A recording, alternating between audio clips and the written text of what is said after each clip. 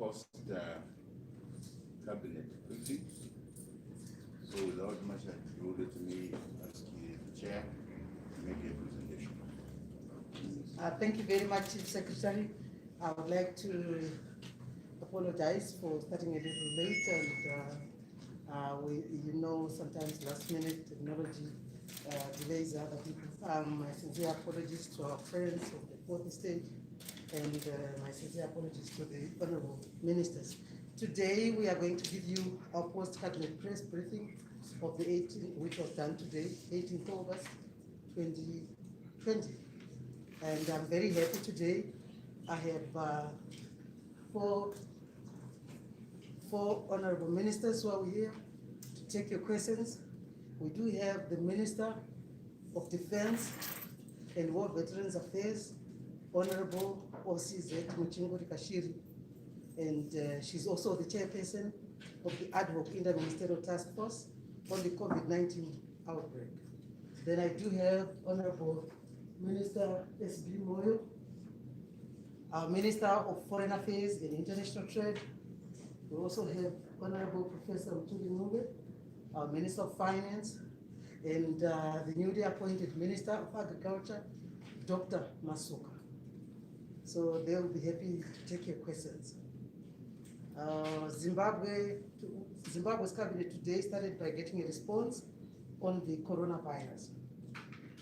Cabinet received this report from the Minister of Defense and War Veterans Affairs, Honorable OCZ Muchinguri Kashiri, the chairperson of ad hoc interministerial task force on the COVID-19 outbreak. An update on the steps that are being taken. She clearly talked about those so that Zimbabwe can contain the COVID-19 pandemic. The cumulative rapid screening and PCR test conducted as of 17th of August 2020 are 183,000 and 183,163. 99,651 of those are RDT and 83,051 are PCR. The country is now 5,308 confirmed COVID-19 cases. The cumulative number of confirmed cases has risen by 30% from the previously reported 4,075 to 5,308 positive cases. Cabinet notes with satisfaction that the number of those recovered from COVID-19 is increased by 279%, that is from 1,016 to 3,848. Cabinet regrets to note that the number of deaths has risen by 93%, that is from 70 to 135, and advises that no effort is being spared to ensure that the pandemic is contained. In view of the surge in positive local cases, Cabinet approved guidelines to help our families that they manage COVID-19 cases at home. Furthermore, in order to curtail the spike in infections, Zimbabwe requires a more robust testing regime. In this regard, Cabinet directed that the Ministry of Higher and Tertiary Education, Innovation, Science and Technology Development, through the National University of Science and Technology, NUST, work together on the production of PCR primers and viral transport media. In order to strengthen the national COVID-19 response, the following measures will be taken.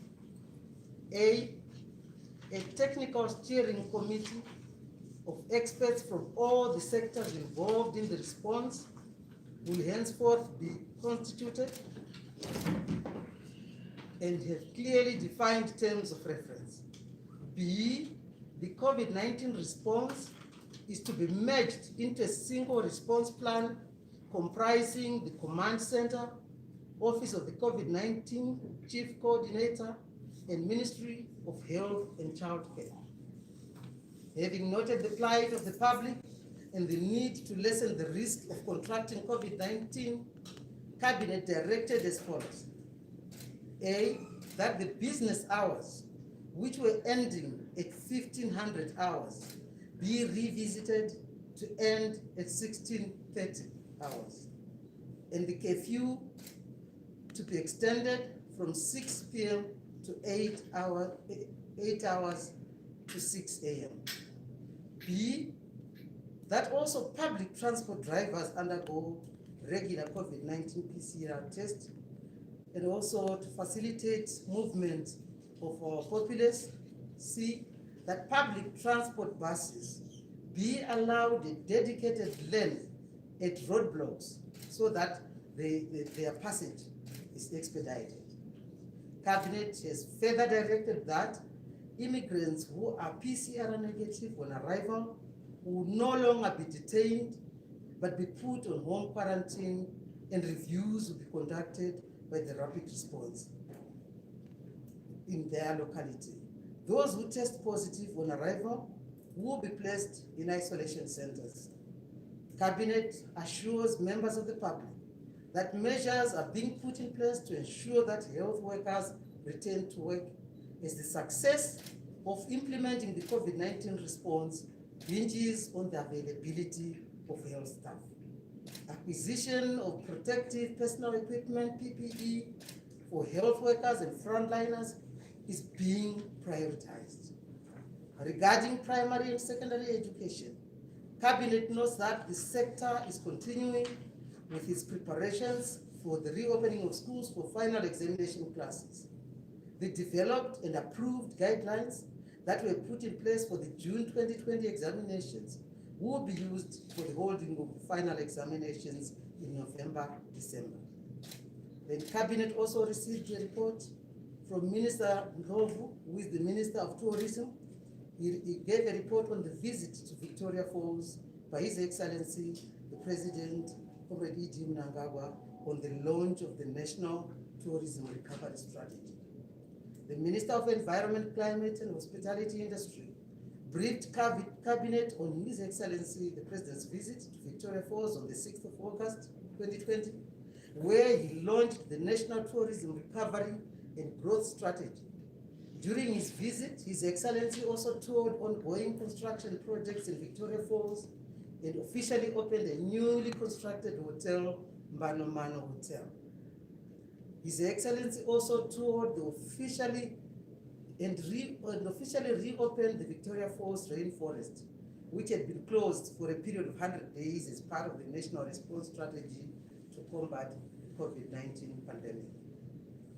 The National Tourism Recovery and Growth Strategy will be anchored on, inter alia, increased investment in tourism, related infrastructure, opening up of new tourism development nodes throughout the country, targeting such areas like Kanyemba, Binga, Tugi Mukosi, Osborne, among many others. Entrepreneurs should also develop new products that will encourage tourists to stay longer and spend more. Community participation in the tourism supply chain will also be encouraged. Cabinet also advises that government will continue to implement a phased approach in reviving the tourism sector and will keep the public apprised in this regard. Cabinet also received a report on the remodeling, reconfiguration, and recapitalization of Agribank Private Limited. This report was given by the Vice President. Cabinet considered and approved. This report was given by the Minister of Finance. Cabinet considered and approved the proposed remodeling of Agribank Private Limited.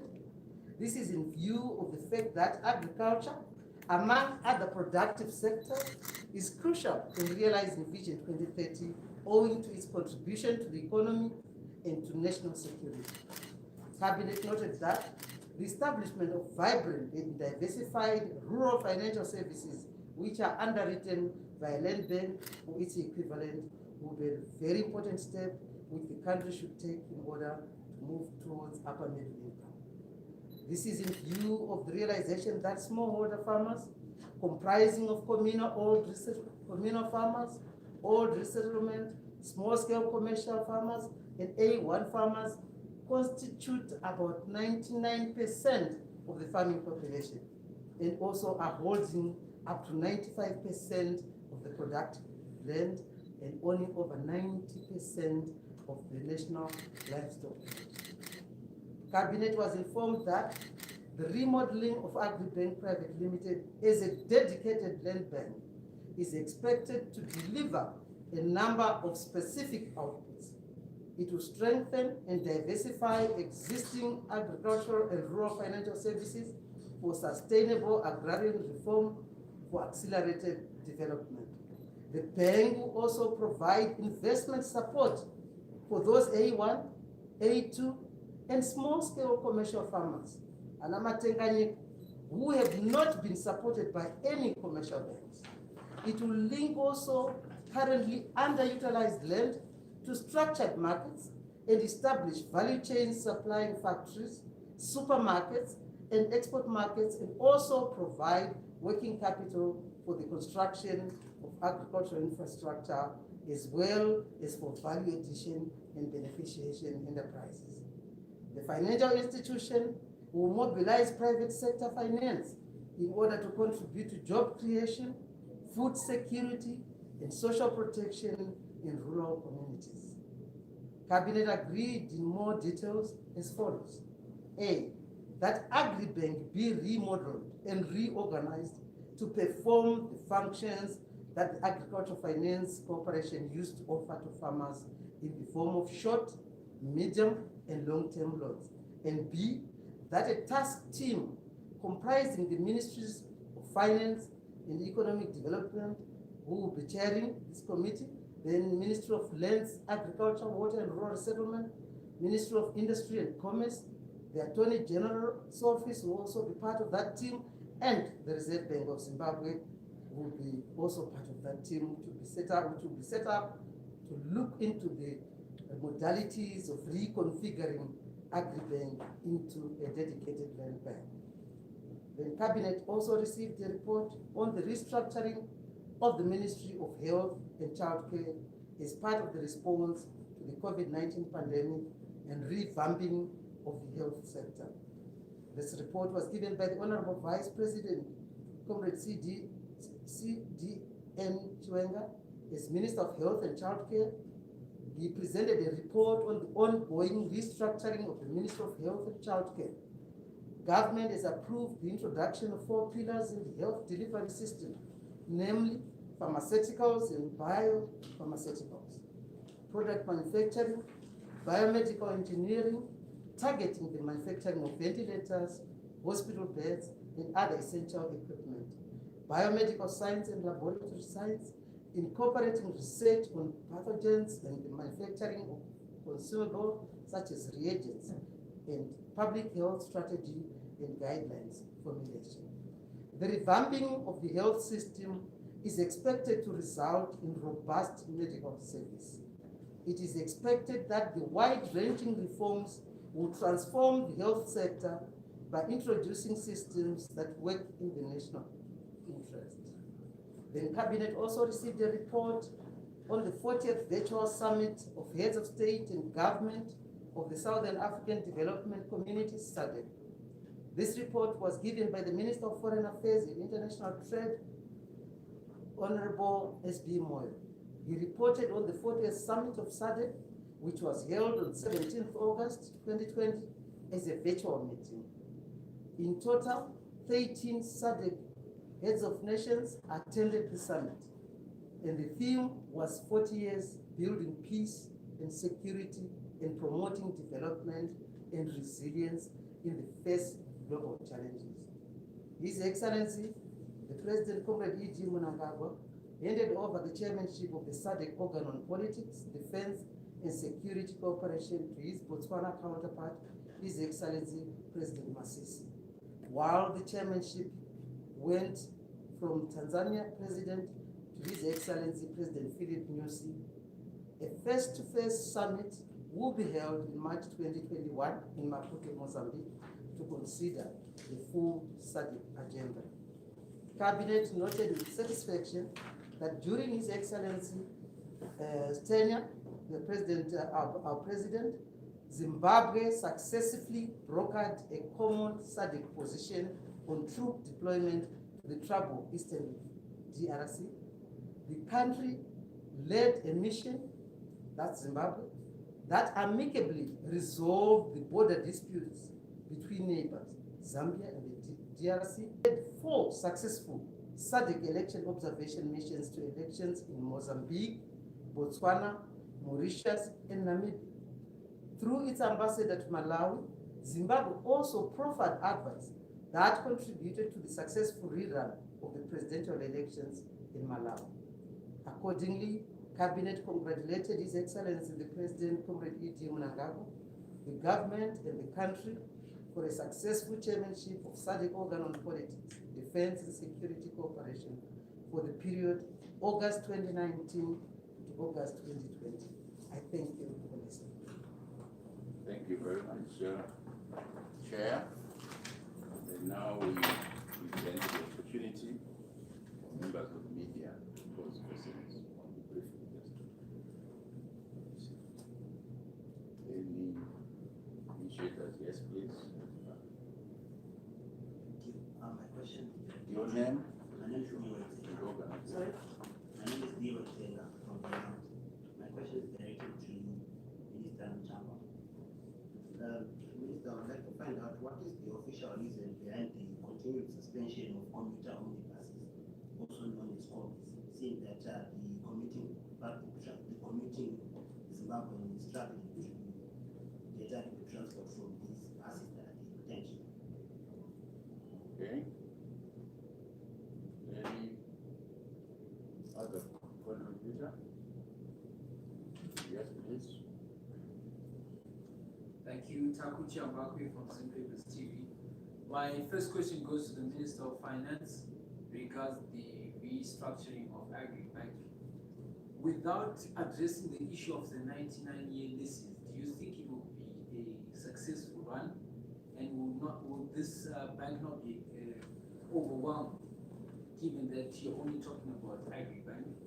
Will it not be overwhelmed in terms of servicing all the farmers who will be needing funding? And then for the second question to the Minister of Information, you spoke about people no longer getting into quarantine. How will you monitor people if you let them go to their homes? Because what we've seen in the past is that at times results come late and people will still be mingling in society. And at the time that results come and say they're positive, you already have infected a lot of more people. So how are you going to measure the rate of adherence to say you're going into self-isolation? Thank you. Okay. Yes, please. Yes, my name is Blessed Mutlanga. I'm from Newsday and Heart and Soul TV and Radio. My first question goes to the Minister of Foreign Affairs. I wanted to understand, whether SADC looks at the issues that are affecting a country before handing over chairmanship. Say, for instance, now the SADC chairperson is from Mozambique, but they are facing a terrorist insurgency there.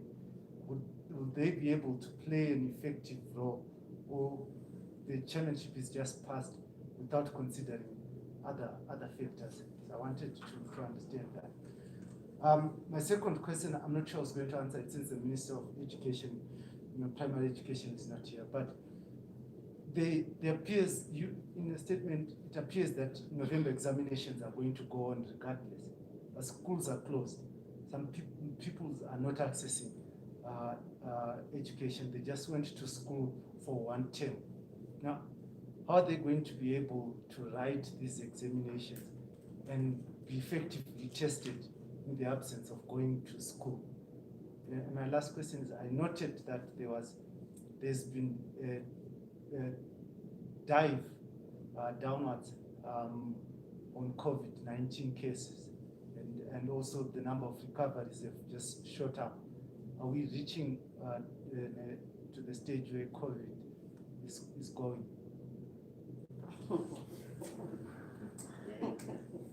One last contributor. Yes, please. Professor Al-Jazeera, this is the Minister of Defense. In terms of the SADC meeting or SADC as a region as a whole, what role is Zimbabwe going to play to assist Mozambique with the crisis happening in the northern part of the country? And then secondly, as opposed to the Minister of Foreign Affairs or Information Minister, why does the government think that recently there's been an uptake of negativity focused on Zimbabwe and the Zimbabwean government? I didn't get that, Harry. If you don't mind, if you can repeat the last question. Recently, there's been an increase of negativity on the Zimbabwean government and human rights abuses, etc. Why does the government feel it's happening at this moment in time? Recently, there's been a negativity about Zimbabwe, and the question you're asking the minister is what? The same thing. Yeah, Minister of Foreign Foreign Affairs. Affairs. Yeah, or And what exactly do you want him to? To respond as to why he thinks or the government thinks there's an increase in Zimbabwe being portrayed Okay, negatively all right. internationally. Okay. Okay, that's complete.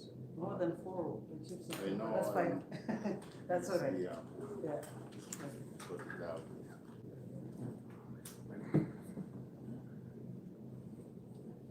Thank you very much, Liwe Zenga from Herald, you say? Yes. And I think you understood from my paper when I read that Cabinet is very much concerned about how public are transported back home afterwards. These are issues which are very topical, and it was discussed. That's why we came up with the issue that all public transport should have a dedicated lane, so that they don't spend, you see, there is sometimes a long queue, and so buses will not be in those long queues. There will be a dedicated lane where then public transport will quickly pass through the roadblocks.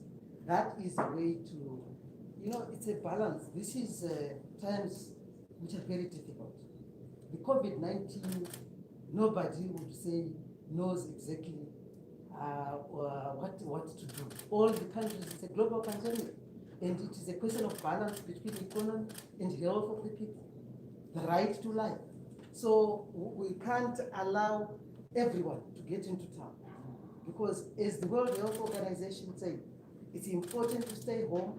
Social distancing is important. The issue of wearing masks, the issue of sanitizing your hands, all those things are very, very important in terms of trying to contain this pandemic. So the issue of transport was discussed at length, and this is what we came up with, that all public transport will not spend time at roadblocks. There will be a dedicated lane for them to move quickly, so that it is how people are actually transported home in time. Then the Chakuchi Ambakwe, the question is directed to the Minister of Finance and Economic Development, Honorable Professor Mutuli, and this is about the restructuring of the agribank, which we talked about. His question was, without addressing the 99-year lease, would the bank not be overwhelmed? Minister? Thank you very much, Chairperson. Thank you, Chamber, for the question.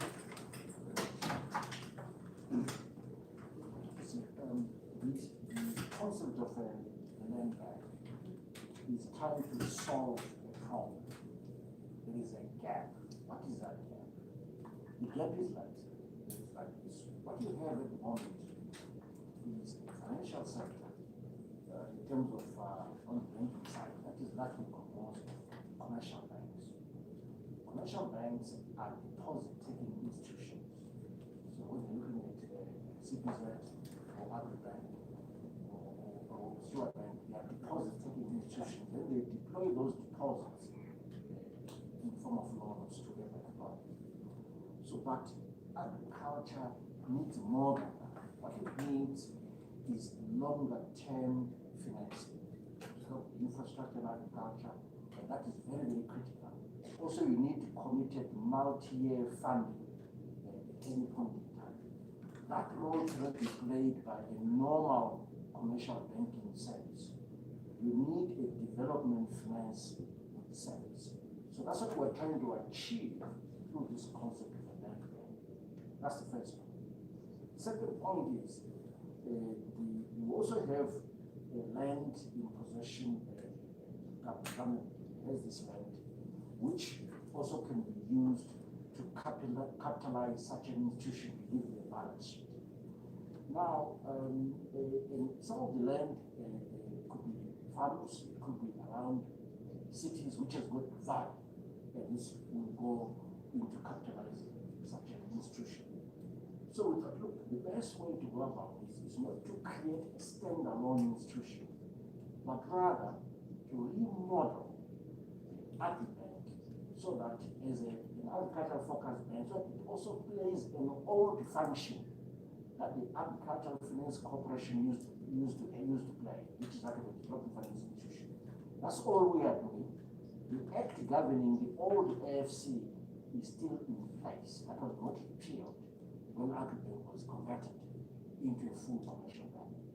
So Agribank then will be remodeled so that it plays this function of a land bank as well, but without necessarily abandoning this commercial banking aspect. It's already doing that. It's got clients, it's got commitment, that's okay.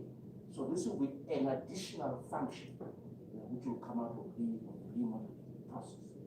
It's a bank that's already focused on agriculture, so it makes sense to work with Agribank rather than any other bank because of the nature of the sector. Let me come then to the issue of 99-year leases, whether this is a challenge. Actually, this will not be a challenge, it's actually a solution, in the sense that because the government, rather state, the government acting on behalf of the state owns the land. The government also owns the bank. So there is no collateral risk arising from any difficulties with 99-year leases. Because it's a government bank, a government lender, using government resources. The land in question, which is collateral, is also owned by the government. So there is no risk at all on 99 lease. On the contrary, this is a solution to the 99 lease problem. Will the bank be overwhelmed? No. At the moment, if you look at how command agriculture is run, it's only a few banks that are involved. In fact, it's likely CBZ that is most bulk of those banking relationships with farmers. So it will not be overwhelmed at all. As an institution, it will cope very well. But look, farmers with a track record can always go to any bank. They already have relationships with other banks. That will not change. So that every farmer will then switch to other bank. They have their own relationship elsewhere, Standard Bank and CBZ and others. They will carry on doing that. So the bank will not be overwhelmed at all, but it will help solve the problem of long-term development finance, support the smaller farmers who cannot have no access to finance at all, and also deal with the issue of collateral in terms of 99-year leases. Thank you very much, Minister, and I'm sure Taku, you are happy. Then your next question, you are worried about the fact that Cabinet has directed that immigrants who are PCR negative on arrival, meaning that they'll be tested on arrival, and if they are negative, these are the people we are saying they can now be put on home quarantine, and reviews will be conducted by the rapid response teams. Yes, there have been issues. This is a pandemic. There are a lot of challenges in terms of testing kits, but the Cabinet has also directed that we have more of those testing kits so that as they arrive, they get tested. Once the results are out, which also needs to come out as quickly as possible, they will then be home quarantined, and then reviews will be done by rapid response teams. You see, the Interministerial Task Force on COVID-19 continues to interrogate, monitor, and review so that at least we see what's the best way forward in terms of containing the disease and making sure also that we balance issues. So that is, the rapid response teams are there in their localities, wherever they will be going, and they will be actually reviewing them and making sure they follow. So those, and only those who test positive are the ones who are going to be placed in isolation centers. So certainly there's a lot of work which is being done, just making sure that we have enough testing kits, that at least the results come in time and to make sure that we continue to contain. We see that now we've got more localized cases. So this actually means there's a lot more work, which means we have more challenges, but we continue to work hard. Then I go to the next question, which was asked by Blessed Mkana, Heart and Soul, and is directed to you, Honorable S.B. Moyo. I think here he's asking about what is the criteria of coming up with how SADC comes up with a challenge.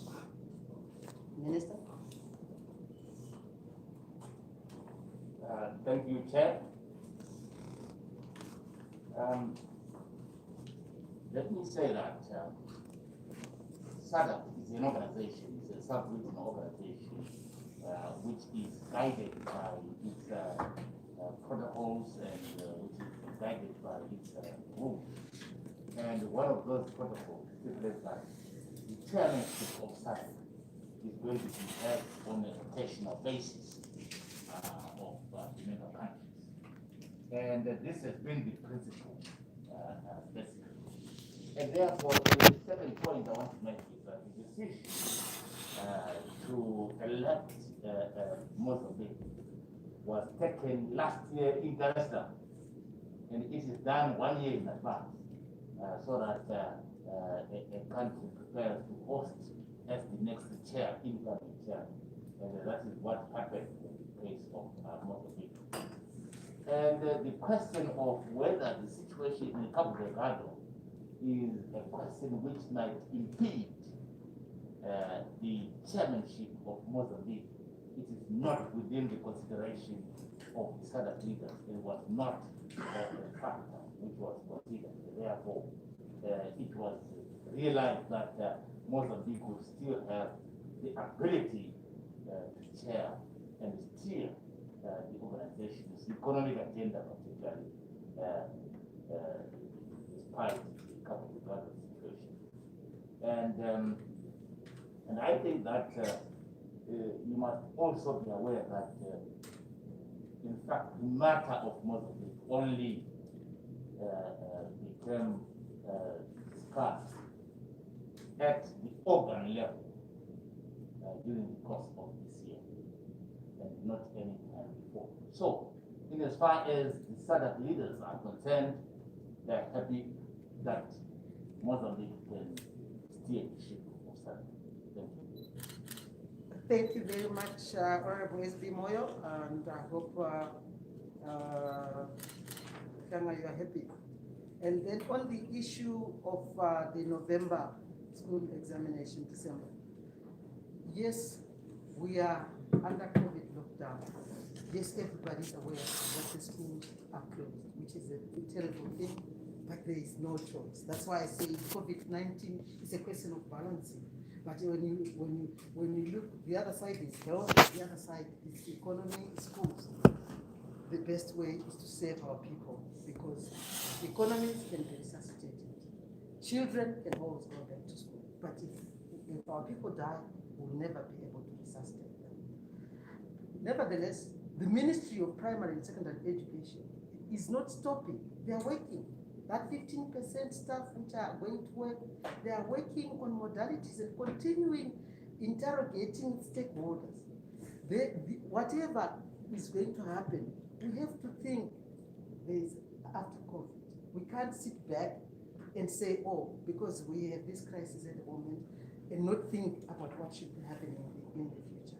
So they are continuously interrogating, and you are aware that the minister and so on, went across the 10 provinces, consulting stakeholders, schools, headmasters, parents, and they are continuing with that. So when the next examinations will be seen, they will certainly be those consultations and an agreement to say, okay, this is the right time for the children to sit for the exams. And then the other question was, this one, it almost made me laugh. The question you asked is it? Because we've got recoveries. Yes, we are very happy that there has been almost 279% of recoveries from 1,016 to 3,848. We are very happy about that. Yes, we are also seeing the numbers going down one day and the numbers go up the other day. I don't think there's anybody who knows when COVID will go. Please, if you know, please let us know. I don't think there's anybody. We are all working very hard to contain the spread of this disease. And we continue to face challenges. And it's not like Zimbabwe is reinventing a wheel. We are looking at other countries who are also affected and seeing what is working here, what is not working there. So I hope we continue to see the numbers going down, and we also hope to see more and more of our people recovering. Then we go to Haru Mutasa. And your question is directed to the Minister of Defense. And to some extent, Honorable SB Moyo has already tackled part of that. But this is to you, Minister of Defense. And I want to know what the role of Zimbabwe, what is the role Zimbabwe is going to play in Mozambique, considering the case regarding challenges. Thank you, Honorable Muchangwa. The role which Zimbabwe will play in the Mozambican challenge. You want to appreciate that there is a SADC tradition which honors the outgoing chair, making sure that you remain within the Troika organ. So we have relinquished our position as chair, but we remain for another additional 1 year, working together with Botswana and the other, it was Zambia, there's another third country now, it's South Africa. South Africa is the third member of the organ. We have been playing a major role as the chair of Troika, and Botswana obviously will count on us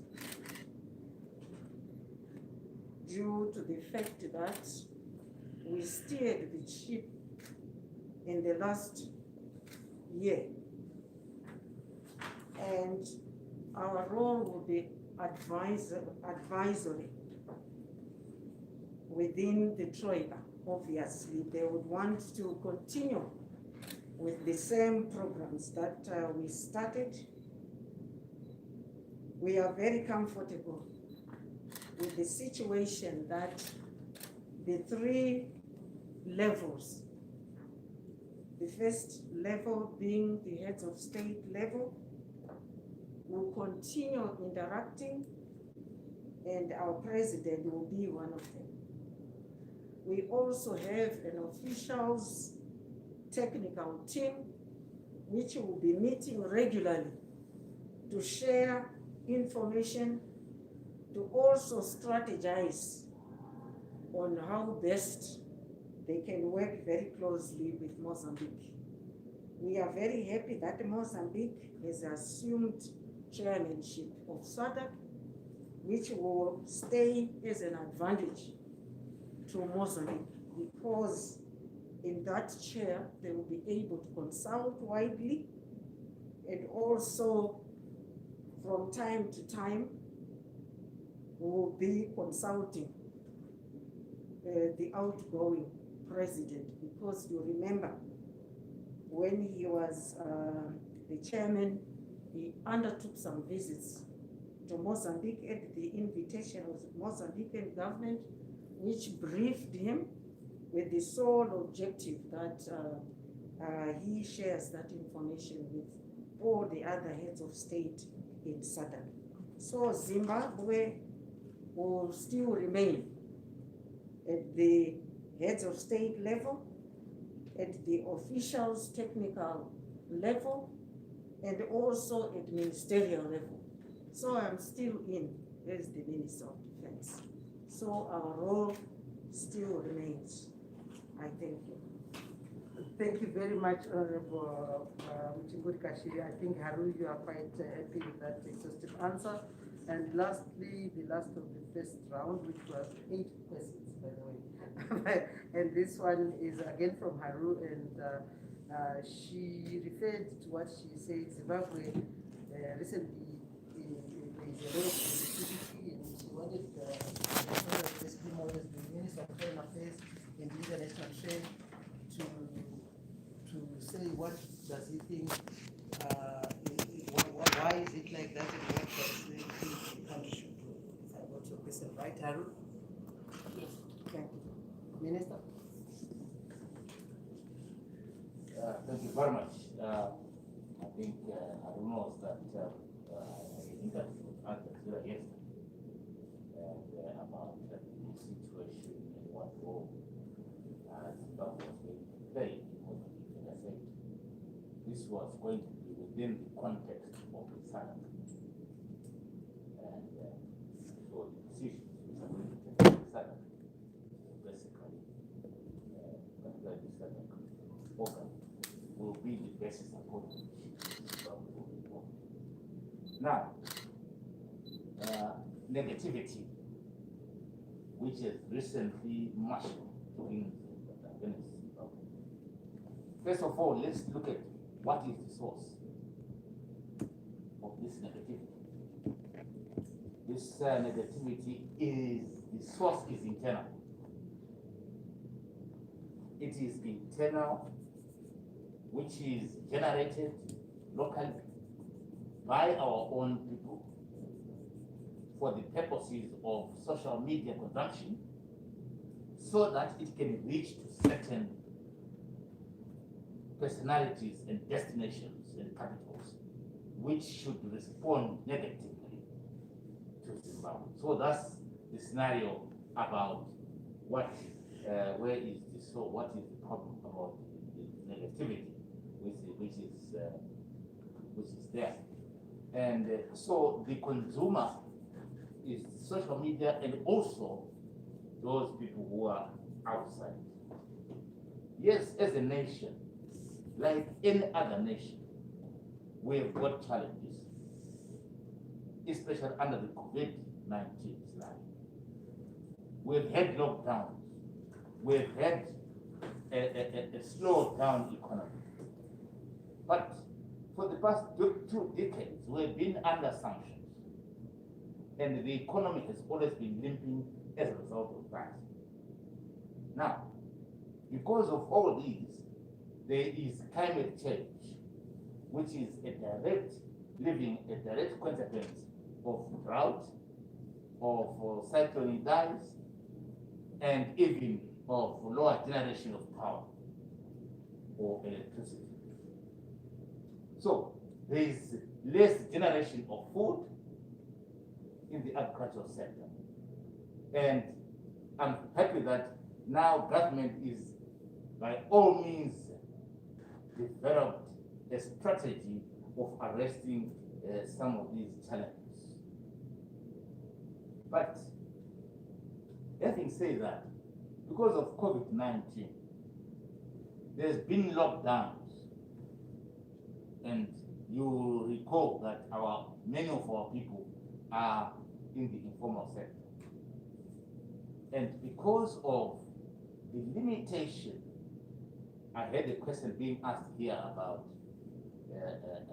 why are the combis or minibuses not being, the key is, will they be able to undertake rules and regulations of wearing masks and temperature testing and all those issues?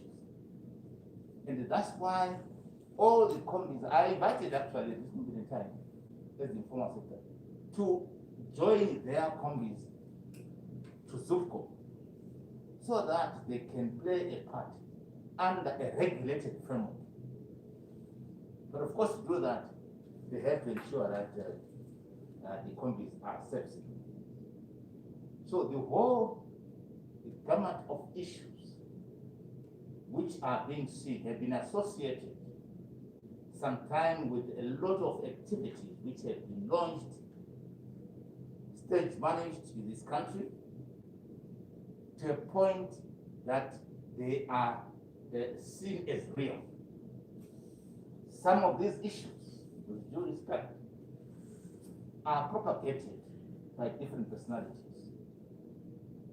And we are saying that when we take, for example, the burial trust of the remains of the liberation struggle, which are lined up because there's been an exhumation project, and there are skeletons which are lying all over across, which are going to be put in specific burial positions and coffins. And then that picture is taken. And it is taken and is propagated by ourselves. And ourselves, it becomes a consuming point for the external capital. Naturally, people are bound to respond in a particular way. But the real point which I can address to you is that the problem is that we as Zimbabweans must be Zimbabweans first. Our priority must be Zimbabwe first before. It is pointless to destroy your own home as if you've got a second country where to go to. And if there are issues which are not understood, it is far much better as Zimbabwe that they must be discussed. So I thought that I should just respond in this way, in a manner that the whole problem emanates from internal. Thank you. Thank you very much, Honorable F.D. Moyo. Zimbabweans need to love themselves, self-respect yourself, and love your country. Thank you for that. We now go for the fourth round. Yes, this is the last round. We will only give you 3 questions. We give you the next 8, which is normally beyond. So, any volunteer? Last round.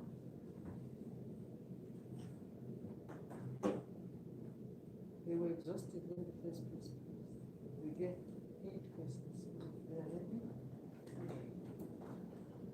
Yes, if they are One final last one. This is anyone who can answer this. As a whole, the government has been saying that these internal forces are being influenced by Western countries. Again, what evidence is there to prove this?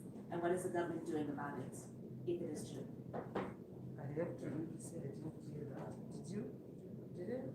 I didn't. I didn't hear you, Harry. The government has been saying that these internal forces are destabilizing the country.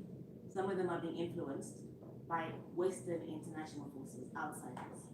What evidence does the government have to prove that this is happening? And if it is so, what is the government going to do about it?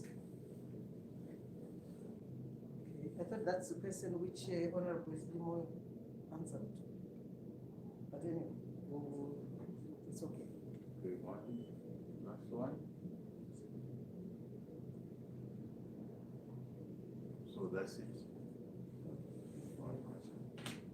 I just want to say, before I give to Honorable S.P. Moyo, I think the issue you talked about, that the problems are coming from internal. We all know that 2018 elections, an opposition in this country said, "Hamutonge kuchadira jeje." And from that time, they haven't stopped doing all the tricks. And I think this is a public message that was given to their whilst addressing the public. We also know that there are countries who have imposed illegal sanctions on Zimbabwe.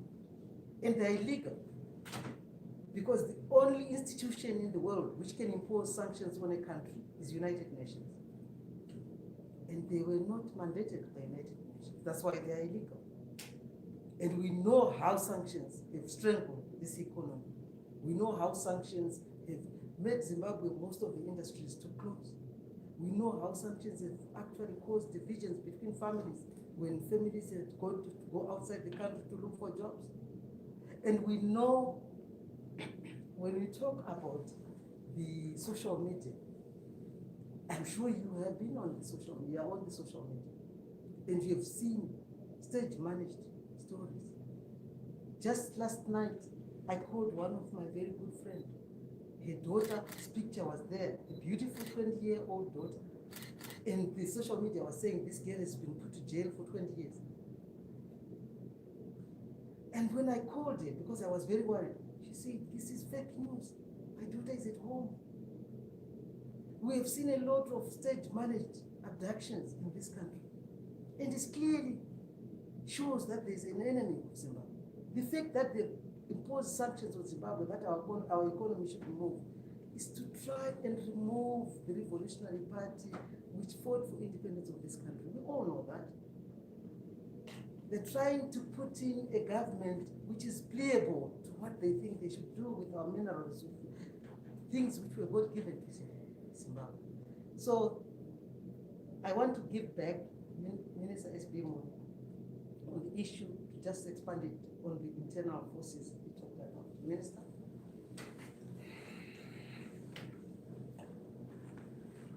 Thank you very much. I wish I had time.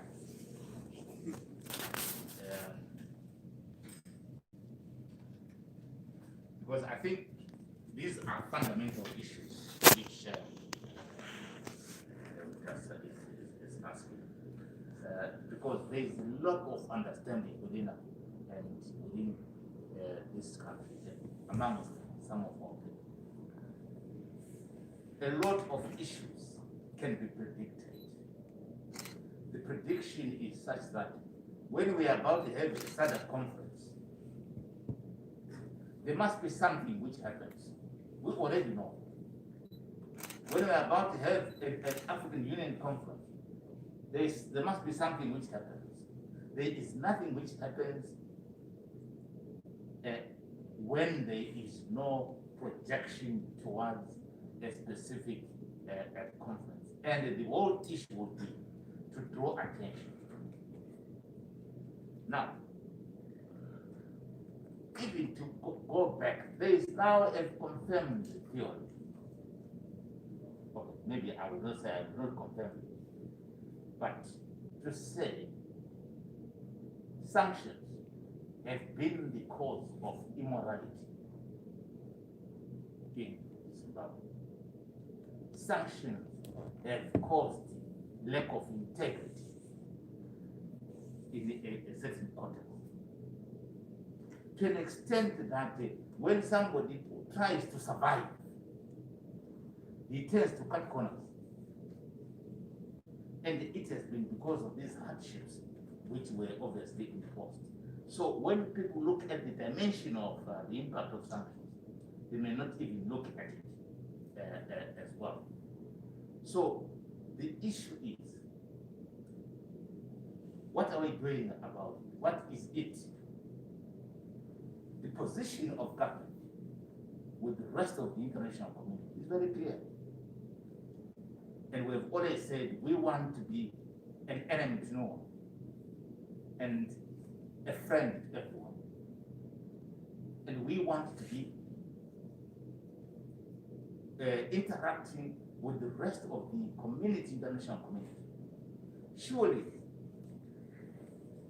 there can be propagation about a crisis in Zimbabwe. You and me know in reality that there is no crisis in Zimbabwe. There are challenges which are found in any other nation. Somebody says there is a crisis of human rights. Where are these human rights being pushed? And are we sure and confident that these are human rights?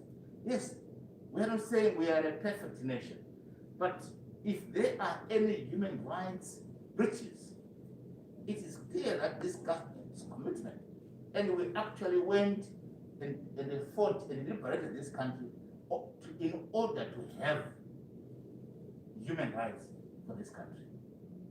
Now, at the end of the day, if there are issues, those issues must be tabled and reported at least to the police, or they must be reported to any other body which is competent to deal with such kind of challenges. So it's a pity, and I would urge you yourself before this stage to turn around the narrative and understand that Zimbabwe is a peace-loving nation which requires friends and not enemies. And therefore, it requires to interact with everybody. Yes, we are embedded, we strengthen our friendship with the East as usual, because they've been and they've stood with us for a long time. But we are re-engaging with a lot of these Western countries. And the main purpose is to ensure that this country can interact with the rest of nations among the international community, both in terms of economic and in terms of trade and even political. So we are a very humble nation. Thank you. Thank you very much, Honorable SP Moy, and that brings us to the end of today's cabinet post briefing. I want to thank my colleague ministers and Chief Secretary. Thank you very much, Chair and Minister.